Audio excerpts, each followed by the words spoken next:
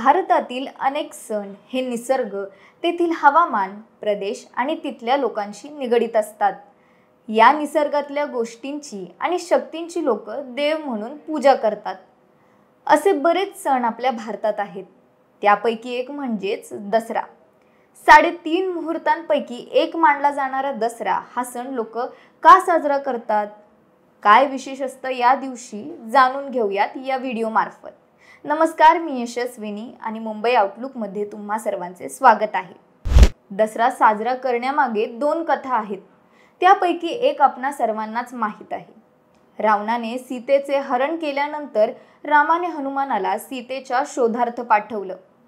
हनुमानाने रावणाच्या लंकेत सीता मातेला शोधण्यात यश देखील मिळवलं। हनुमानाने रावणाला सीता मातेला प्रभू श्री रामांकडे पुन्हा पाठवण्याची विनंती केली। पण रावणाने हनुमानजींची ही विनंती मान्य केली नाही।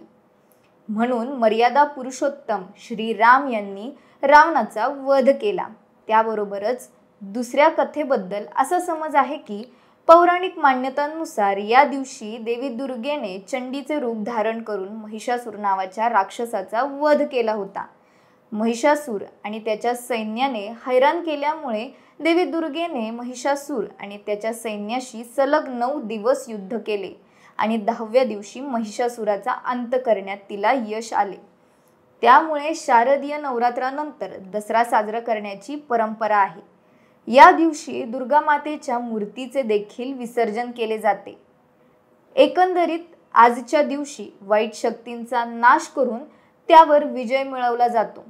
म्हणूनच या दिवसाला विजयादशमी देखील म्हणतात। आजच्या दिवशी लोक विद्येची देवता सरस्वतीची पूजा करतात।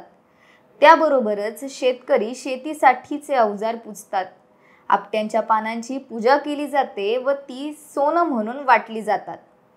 रावणाचा पुतळा देखील जाळला जातो। काही ठिकाणी रामायण आणि त्यावर आधारित नाटके सादर करतात। त्या नाट्यरूपाला रामलीला म्हणतात।